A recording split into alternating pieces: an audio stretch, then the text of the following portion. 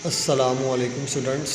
आज हम कॉमर्स के इम्पोर्टेंट शॉर्ट क्वेश्चन हैं जो पेपर के लिहाज से उनको डिस्कस करेंगे, जिसमें हम तमाम बुक के शॉर्ट क्वेश्चंस को कवर करेंगे जो भी बहुत ज़्यादा इम्पोर्टेंट है बोर्ड्स के लिहाज से। ठीक है, तो मूव करते हैं पहले क्वेश्चन की तरफ। फर्स्ट क्वेश्चन है डिफ़ाइन बिज़नेस। बिज़नेस क्या है?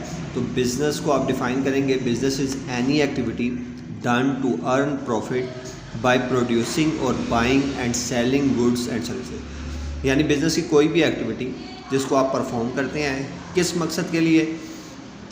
प्रॉफिट जनरेट करने के लिए। आप कोई भी चीज़ बाय या सेल करते हैं, ठीक है, बाय करते हैं सेल करने के घर से, ठीक है, या कोई सर्विस प्रोवाइड करते हैं, तो उसको आप क्या कहेंगे कि ये आपका क्या है? Business. It involves regular buying and selling और making things to satisfy people needs and earn money. इसमें वो तमाम चीज़ें शामिल होंगी, ठीक है, लेकिन वो काम जो आप कर रहे हैं वो रेगुलर बेसिस पर होना चाहिए। यानी आप डेली बेसिस पर बाइंग या सेलिंग कर रहे हैं या डेली बेसिस पर आप बेचते हैं या ख़रीदते हैं, ठीक है, तो वो बिज़नेस आएगा। लेकिन वन टाइम एक्टिविटी जो होगी आपकी बिज़नेस नहीं आएगी। जैसे आपने कोई चीज़ ख़रीदी, ठीक है, और फिर कुछ साल इस्तेमाल की और इस्तेमाल करने के बाद आप बेच देते हैं और फिर नई ख़रीद लेते हैं, तो फिर उसी चीज़ को आप कुछ साल के लिए चलाते हैं, तो यहाँ आप चीज़ ख़रीदते और बेचते हैं, तो ये आपकी बिज़नेस नहीं है, ठीक है। यानी आपको रेगुलर वर्क करना पड़ेगा। Define commerce and industry. Commerce क्या है और इंडस्ट्री क्या है? तो industry it is concern with the production और मैन्युफैक्चरिंग ऑफ गुड्स। इंडस्ट्री का ताल्लुक जो है वो प्रोडक्शन और मैन्युफैक्चरिंग ऑफ द गुड्स है, जबकि बिजनेस आप कहते हैं बाइंग और selling of goods. It turns raw material into finish product. इसमें आप क्या करते हैं? रॉ मटेरियल को फिनिश गुड्स में मुकम्मल करते हैं। जैसे मेकिंग कार्स, क्लॉथ, शुगर, ये सब क्या हैं? इंडस्ट्री के वर्क हैं जो इसको क्या करते हैं? मैन्युफैक्चर करते हैं। कॉमर्स क्या है? It is concern with the buying and selling of goods and services and all activities that help in distribution of goods from producer to consumer. Commerce concern करता है बाइंग और सेलिंग ऑफ गुड्स और services को। जैसे all activities जो आपको क्या करेंगी? Help in distribution of goods, मदद देती हैं डिस्ट्रीब्यूशन ऑफ गुड्स में, फ्रॉम प्रोड्यूसर टू कंज्यूमर, यानी प्रोड्यूसर से लेकर कंज्यूमर तक।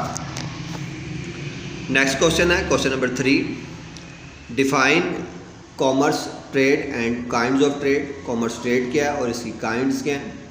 Commerce all activities involve in the exchange of goods and services including trade and aids to trade. Commerce all activities हैं involve in exchange of goods, जिसमें exchange of goods और services शामिल हैं, including trade, इसमें trade, and aids to trade, और trade के मकसद। Trade क्या है? Buying and selling of goods and services. Trade कहते हैं कि इसको है चीज़ों को ख़रीदना और बेचना, या सर्विसेज को ख़रीदना और बेचना।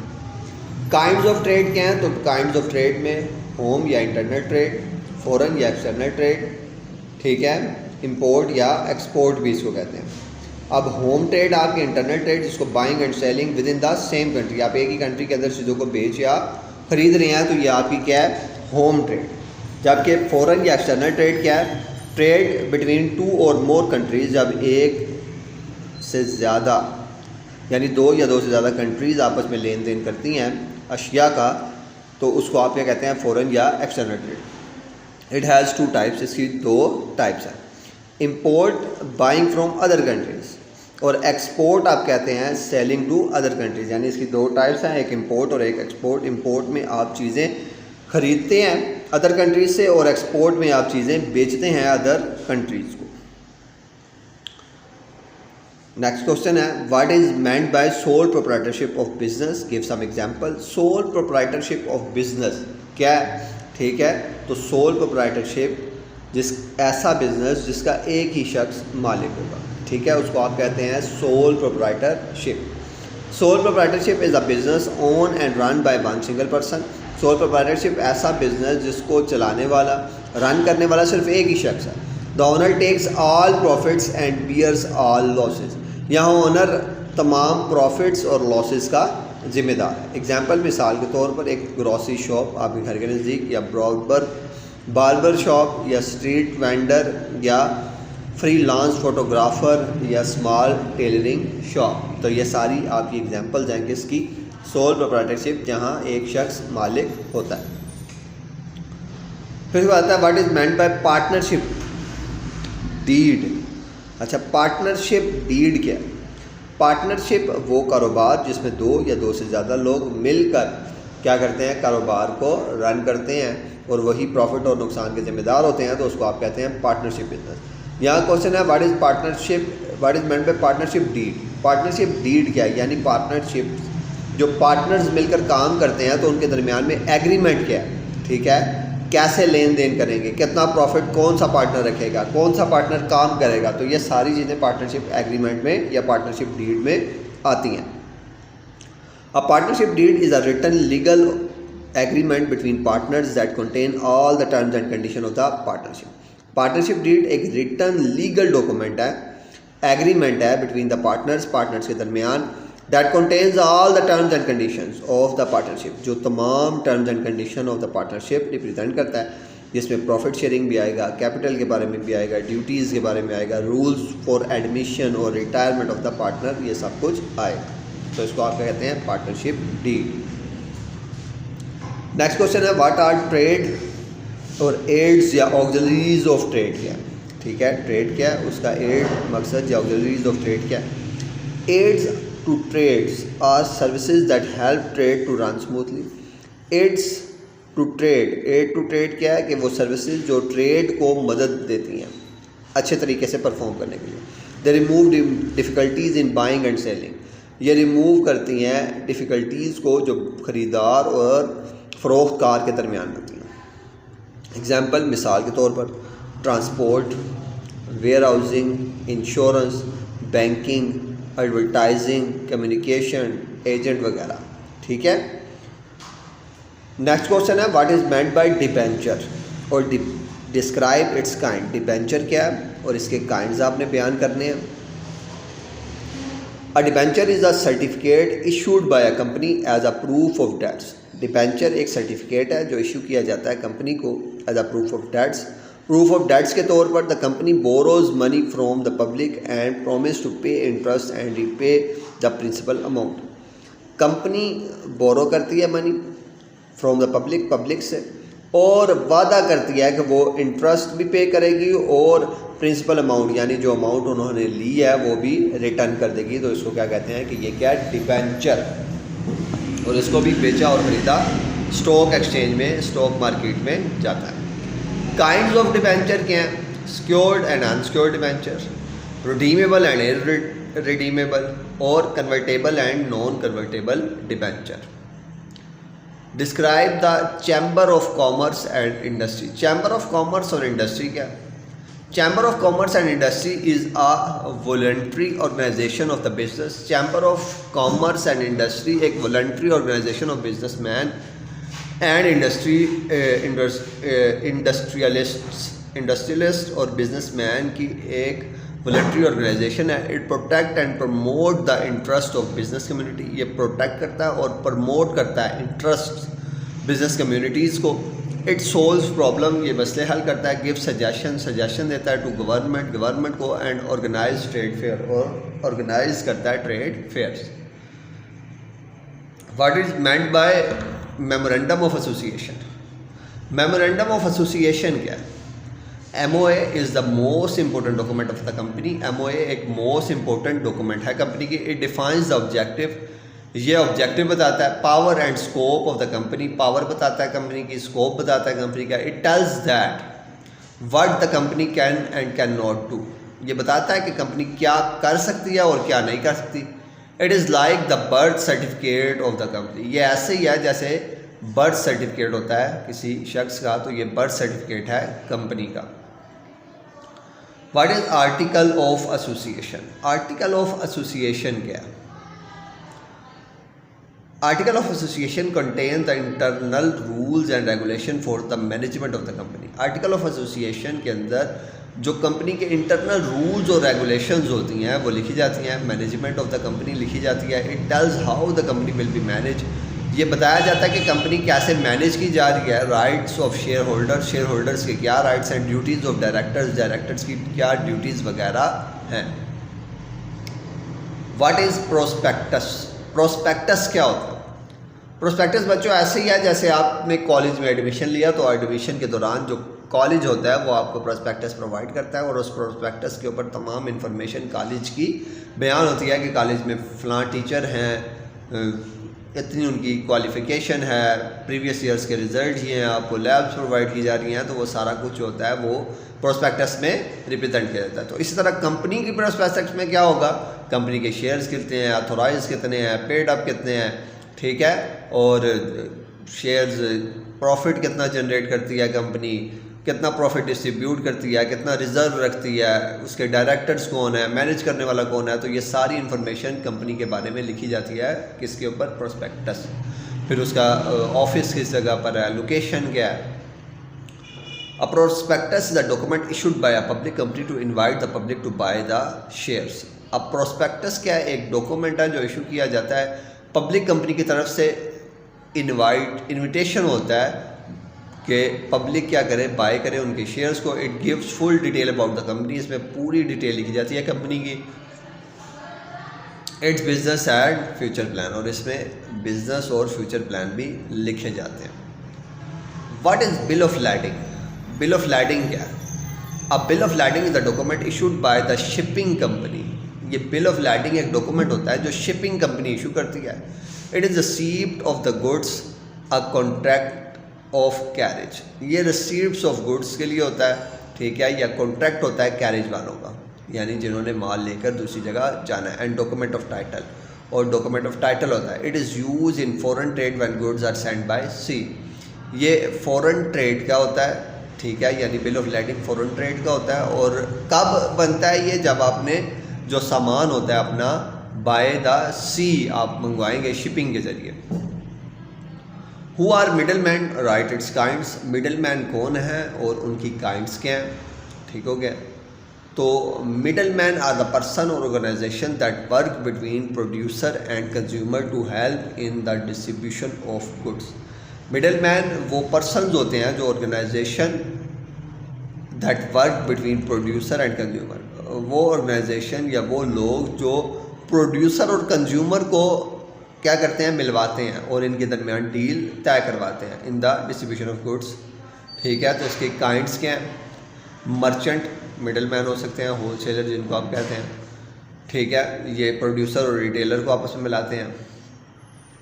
Agent middle man, commission agent हो सकते हैं, ब्रोकर्स हो सकते हैं और ऑक्शनरीज हो सकते हैं।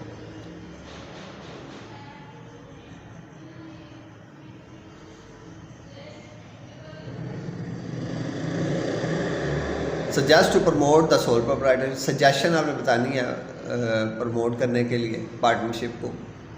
Provide easy loans to low interest, ये आपको इजी लोन प्रोवाइड करता है लोन के लिए।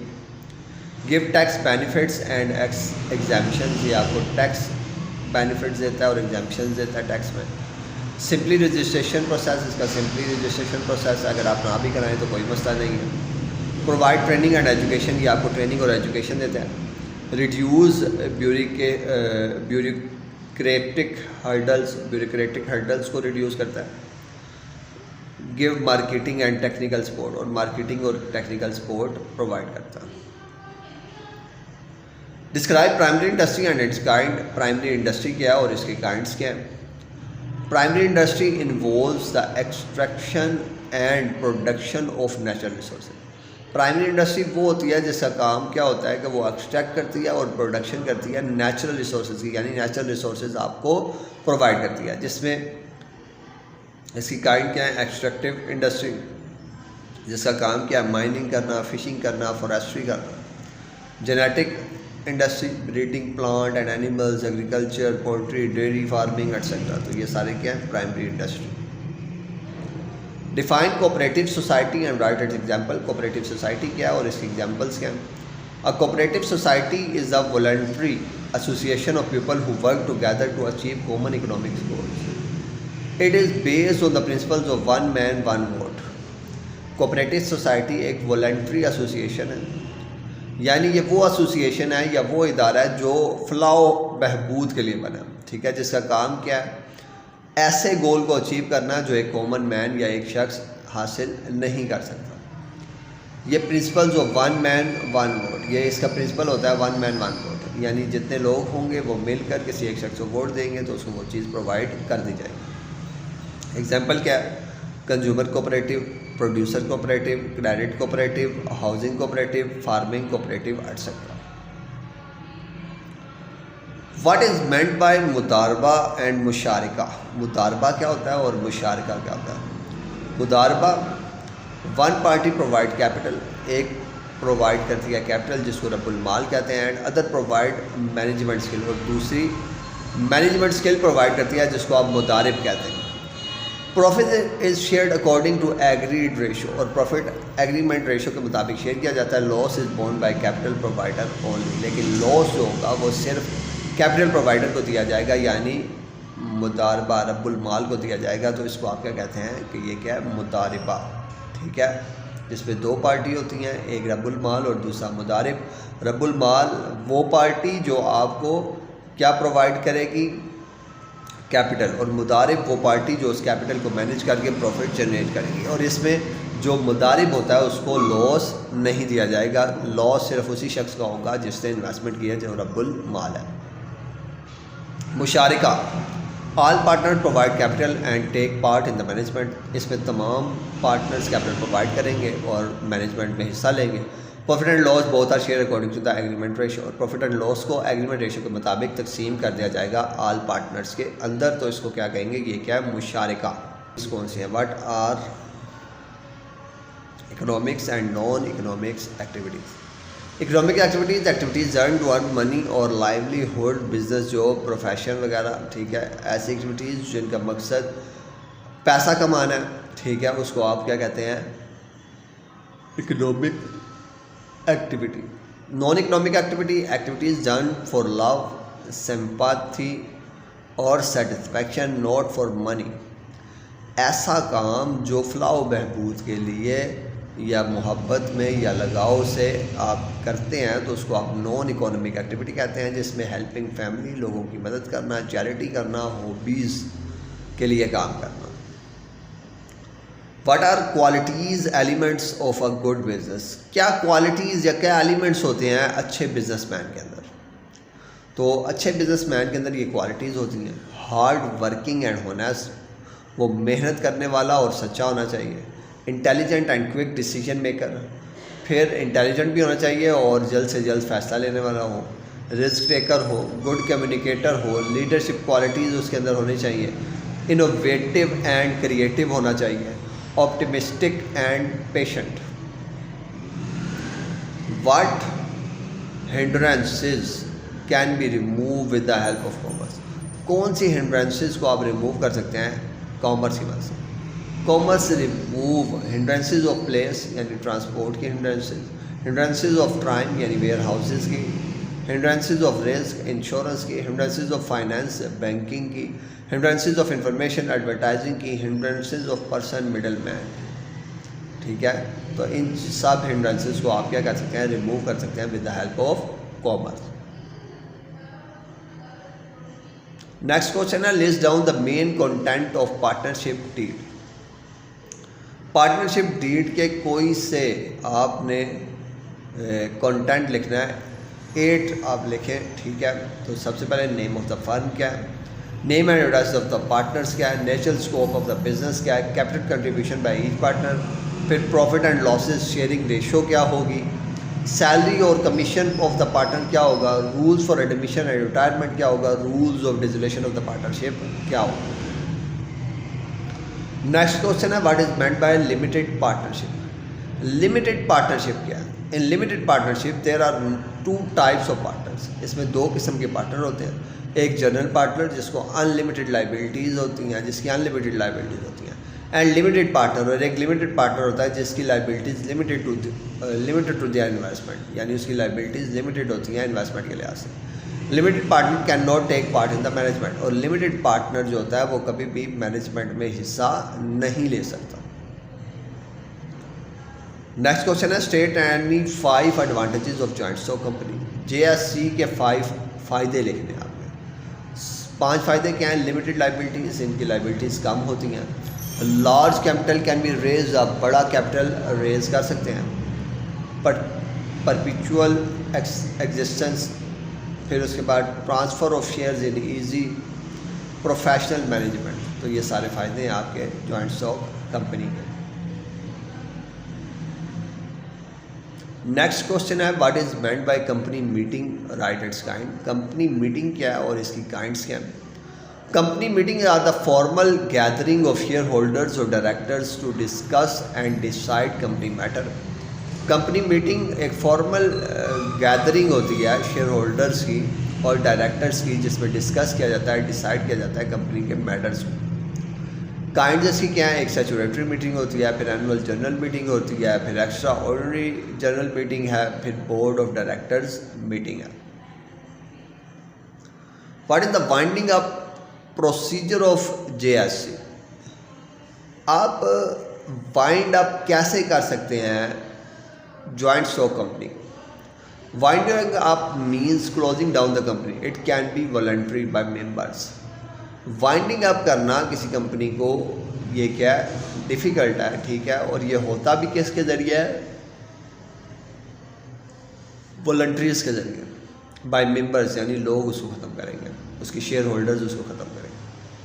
कंपलसरी या बाय कोर्ट ऑर्डर या कोर्ट के ऑर्डर से इसको ख़त्म किया जाएगा। प्रोसीजर इसका क्या है? अपॉइंटमेंट लिक्विडेटर्स, आप अपॉइंट करेंगे लिक्विडेटर्स को, रियलाइज एसेट्स को रियलाइज़ करेंगे, पे क्रेडिटर्स को अदा करेंगे, distribute remaining money among share holders, जो बाकी बच जाएगा पैसा उसको शेयर होल्डर में तकसीम करेंगे और कंपनी इज डिसॉल्व, और कंपनी डिसॉल्व हो जाएगी। नेक्स्ट क्वेश्चन है define cooperative society and write down 4 features. Cooperative society क्या है और इसके 4 फीचर्स आपने बताने हैं। Cooperative society is a voluntary association of a person who join together for mutual economic benefit. Cooperative society एक voluntary association है जिसमें लोग क्या करते हैं? मिलते हैं mutual economic benefits के लिए। इसके 4 फीचर हैं। voluntary membership, इसमें voluntary membership होती है। 1 man 1 vote, एक शख्स का एक ही वोट होगा। सर्विस मोटिव, इसका मकसद सर्विस मोटिव होता है, नॉट प्रॉफिट नहीं होगा। लिमिटेड लाइबिलिटीज़, और इसकी लाइबिलिटीज़ लिमिटेड होती हैं। Write down the procedure documents of home trade. Procedure क्या है होम ट्रेड का?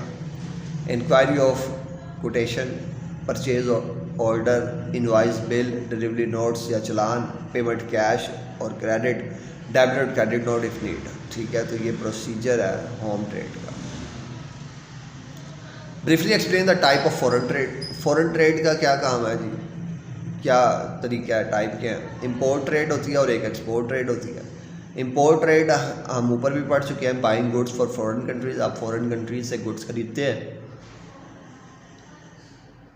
एक्सपोर्ट ट्रेड में आप क्या करेंगे? Selling goods to foreign countries, और सेल करेंगे गुड्स फॉरेन कंट्रीज को।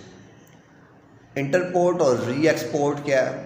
इंटरपोर्ट और re export trade, importing goods and then re exporting them to other countries after some processing. एक कंट्री से कोई माल खरीदना, फिर उस पर थोड़ा सा काम करके किसी दूसरी कंपनी को बेचना, ये क्या है? इंटरपोर्ट या re export trade. Why is the life of sole tradership is limited?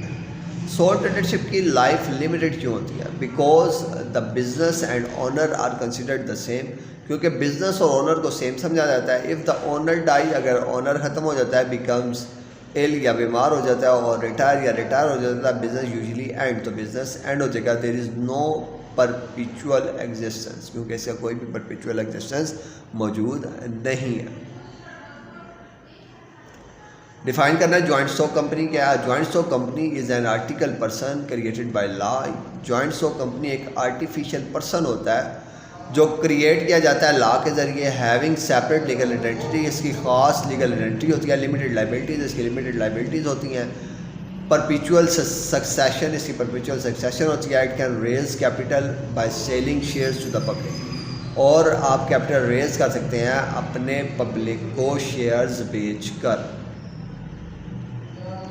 State the objective of cooperative society. Cooperative society का मकसद क्या होता है? तो कोऑपरेटिव सोसाइटी का मकसद होता है to provide goods and services at a reasonable price. ये अपने मेंबर्स को गुड्स और सर्विसेज प्रोवाइड करता है कम से कम कीमत में। मिडल मैन को ख़त्म करता है, क्रेडिट फैसिलिटी को ख़त्म करता है, improve economic condition of members, improve करता है economic condition of the members, promote करता है mutual help and cooperation. Define clearing agent, list kind of agent. Clearing agent क्या है? 2 काइंड्स आपने बतानी है। क्लीयरिंग एजेंट, अ पर्सन और a firm that clears imported और exported goods from customer on behalf of the owner. Clearing agent एक person होता है जो क्या करता है? क्लियर करता है इम्पोर्टेड और एक्सपोर्टेड गुड्स को कस्टमर के बिहाफ पे, कस्टम से on the behalf of the owner, यानी कस्टम से क्लियर करता है ऑनर के बिहाफ पे। काइंड्स ऑफ एजेंट, एजेंट्स की काइंड क्या है? कमीशन एजेंट, एक कमीशन एजेंट होता है, फिर ब्रोकर, फिर factor, del credere agent, auctioneers. Clearing and forwarding agent. What is meant by advertisement? Advertisement क्या है? Advertisement is the paid promotion of the goods and services through different media to attract customers and increase sales. Advertisement एक paid promotion होती है जिसमें आप क्या करते हैं? अपनी गुड्स और सर्विसेज को मुख्तलिफ मीडिया के ज़रिए लोगों तक पहुंचाते हैं ताकि कस्टमर्स इंक्रीज़ हो सके और आपकी सेल बढ़ सके, जैसे टीवी, इसमें मीडिया, रेडियो, न्यूज़पेपर और इंटरनेट वगैरह। What is meant by marine insurance? Marine insurance क्या है? Marine insurance provide protection against loss or damage to goods, ship or cargo during sea transport। Marine insurance ऐसी insurance जिसमें आप सामान bye सी बेचते हैं तो रास्ते में अगर वो सामान डैमेज हो जाता है या गुम हो जाता है या ख़राब हो जाता है तो उसको आप क्या कहेंगे कि ये क्या है? Marine insurance.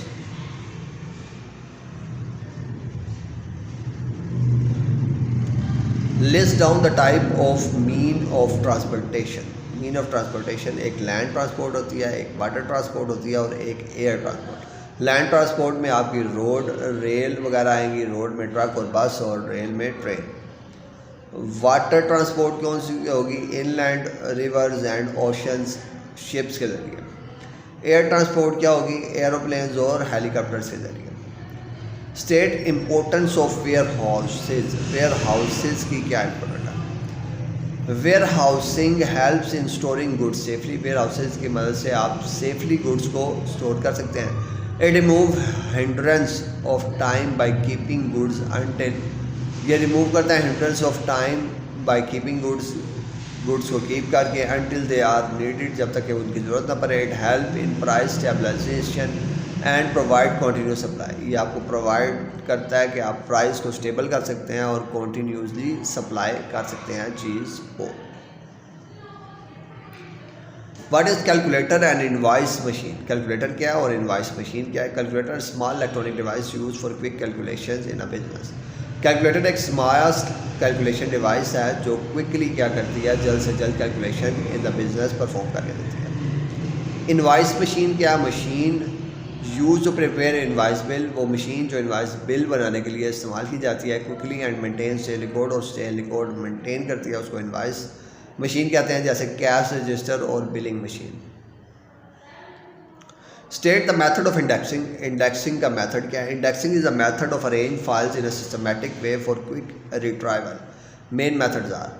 इंडेक्सिंग का मतलब ये होता है कि फ़ाइल्स को अरेंज करके रखें ताकि वो क्विक रिट्राइवल हो सके, यानी आसानी से आप उसको ढूंढ सकें। तो इसका बेस्ट तरीका क्या है? अल्फ़ाबेटिकल इंडेक्सिंग कर लें, या नंबरिंग न्यूमेरिकल इंडेक्सिंग नंबरिंग के हिसाब से कर लें, या जियोग्राफिकल इंडेक्सिंग या subject indexing.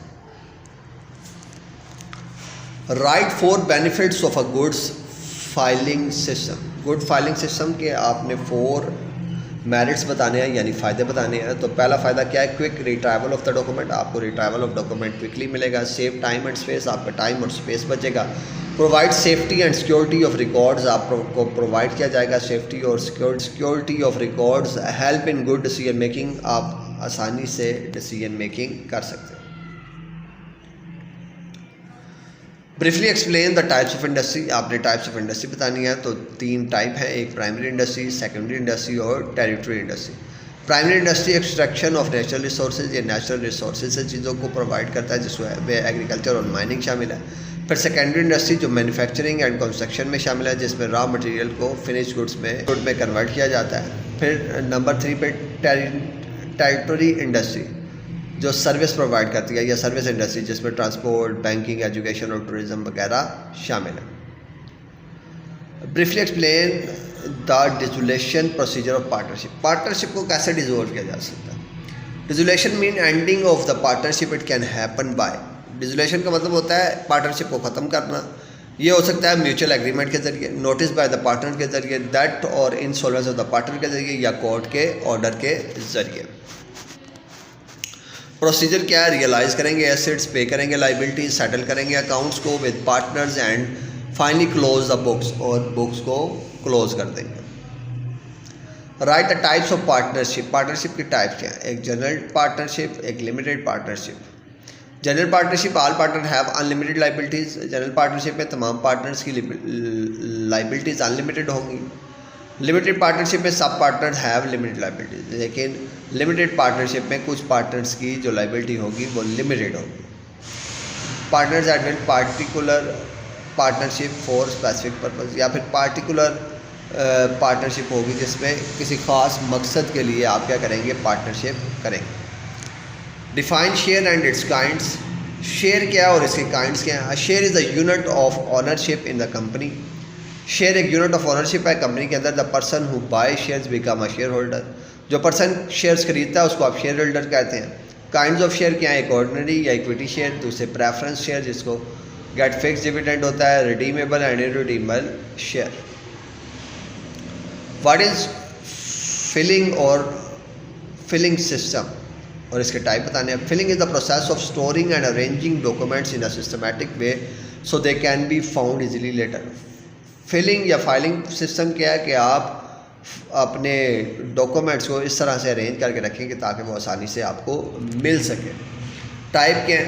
Types of filing system: vertical filing, horizontal filing, centralised and decentralised filing, economic, electronic filing. Describe the letter of credit and its kind. Letter of credit क्या है और इसके काइंड्स क्या है? LC क्या है और इसके काइंड्स क्या है? A letter of credit is a written undertaking issued by a bank. Letter of credit एक रिटर्न अंडरटेकिंग होती है जो बैंक इशू करता है on the behalf of the importer, importer के बिहाफ पे, टू द एक्सपोर्टर, एक्सपोर्टर को, guaranteeing payment of the specific amount within a specific period provided the exporter. ये गारंटी होती है पेमेंट की और स्पेसिफाइड अमाउंट होती है with in a specified period के लिए। प्रोवाइड द एक्सपोर्टर, जो एक्सपोर्टर को प्रोवाइड की जाती है। सबमिट द रिक्वायर्ड डॉक्यूमेंट, कि वो रिक्वायर्ड डॉक्यूमेंट को सबमिट करे as per the terms of the LC, जिसको आप एलसी कहते हैं। It is an important instrument in foreign trade, और ये इम्पोर्टेंट इंस्ट्रूमेंट होता है फॉरेन ट्रेड का। That minimise risk of both party, जिसमें बोथ पार्टीज़ का रिस्क क्या हो जाएगा? ख़त्म हो जाएगा। Kinds of letter of credit. Letter of credit के काइंड्स के हैं, एक रिवोकेबल एलसी, एक इररिवोकेबल एलसी, फिर confirmed LC, sight LC, usance LC, transferable LC, back to back LC. अब रिवोकेबल एलसी कौन सी है? कैन बी कैंसल्ड और amended by the issuing bank without period notice to the beneficiary.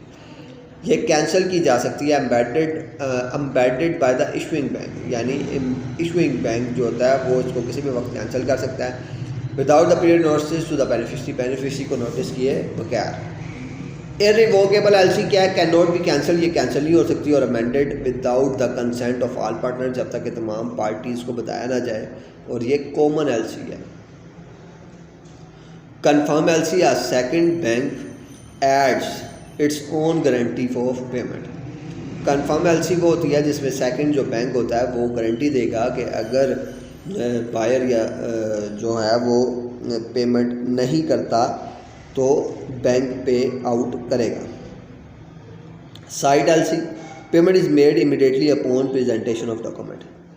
Payment immediately कर दी जाएगी presentation of the document, document present करने पर इसको क्या कहते हैं, sight LC. Usance time LC, payment is made after a specific period, इसमें पेमेंट दी जाती है एक खास टाइम पीरियड के बाद, जिस 3 डेज़ भी हो सकते हैं, 60 डेज़ भी हो सकते हैं, 90 डेज़ भी हो सकते हैं, तो इसको यूजेंस टाइम्स एलसी कहते हैं या टाइम एलसी भी कहते हैं। Transferable LC can be transfer to another beneficiary, या किसी दूसरे बेनिफिशियरी को ट्रांसफ़र की जा सकती है, इसको ट्रांसफरेबल एलसी कहते हैं।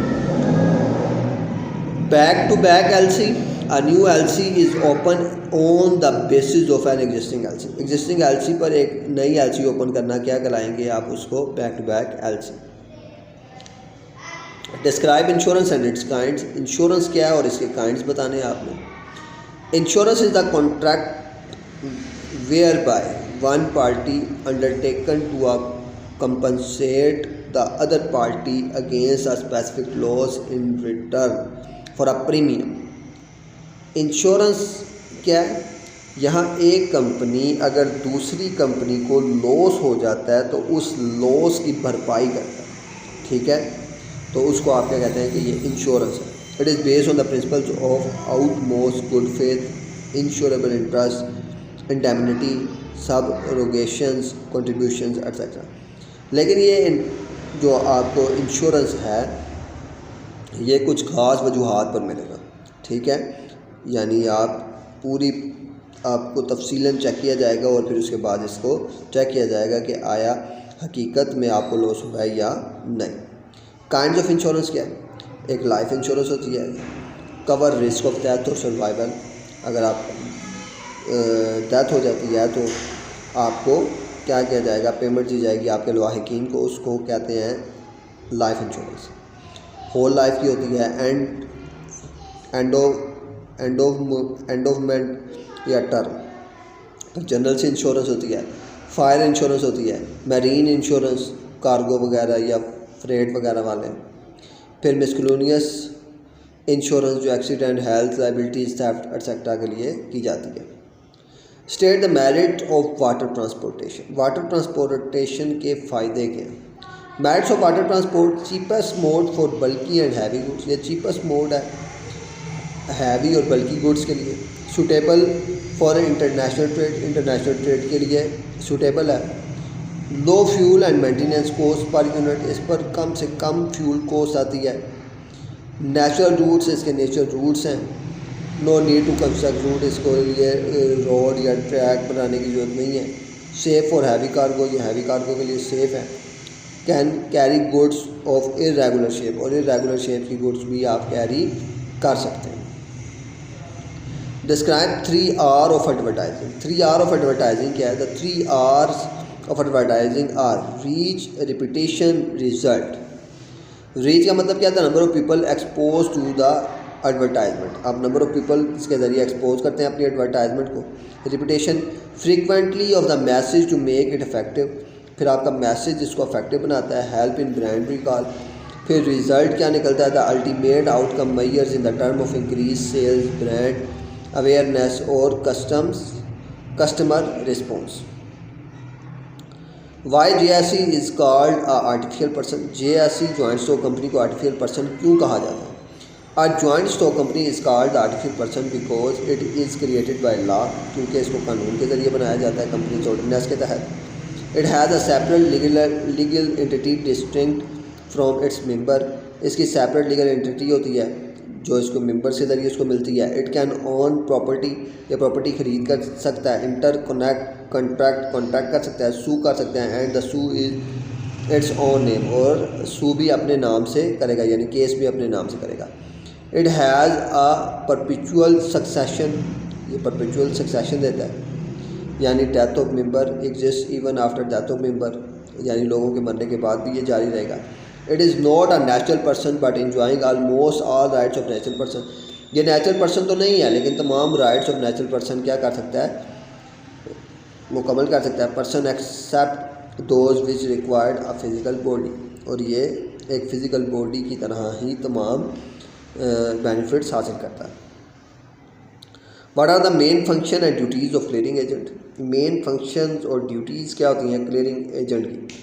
अ clearing agent helps in clearing imported exported goods through custom, clearing agent का काम ये होता है कि वो क्लियरिंग करता है इंपोर्टेड और exported good through the custom से। मेन फंक्शंस और ड्यूटीज़ इसी के हैं। Prepare and submit customs documents, ये प्रिपेयर और सबमिट करता है कस्टम डॉक्यूमेंट्स। पे custom duty and other charges on the behalf of the client, ये क्लाइंट के बिहाफ पर कस्टम ड्यूटी और चार्जेस पे करता है। Arrange examination and release of goods, examine करता है और रिलीज ऑफ गुड्स देता है। Advice client on tariff and regulation, advice करता है क्लाइंट को टैरिफ के बारे में और रेगुलेशन के बारे में। Handle warehousing and transportation, और हैंडल करता है वेयर हाउसिंग को और ट्रांसपोर्टेशन को। Act as a representative of importer and exporter, ऐसे एक्ट करता है जैसे रिप्रेजेंटेटिव है इम्पोर्टर और एक्सपोर्टर का। तो ये थे बेटा 51 क्वेश्चन। क्योंकि वीडियो आपकी बहुत ज़्यादा लेंथी हो चुकी है तो हम इसको पार्ट्स में डिवाइड कर लेते हैं। अगर आपको किसी भी क्वेश्चन में कोई मसला है तो आप मेरे से कमेंट सेक्शन में पूछ सकते हैं। अगर आपको ये नोट चाहिए तो आप ये नोट ले सकते हैं।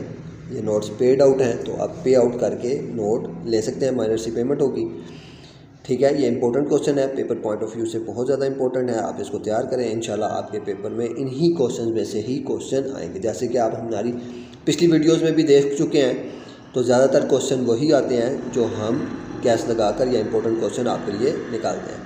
अगर आपको हमारी वीडियो अच्छी लगती है तो हमारे चैनल को सब्सक्राइब करें, लाइक करें और शेयर्स करें अपने फ्रेंड्स के साथ। मिलते हैं नई वीडियो के साथ, तब तक के लिए अल्लाह हाफिज़।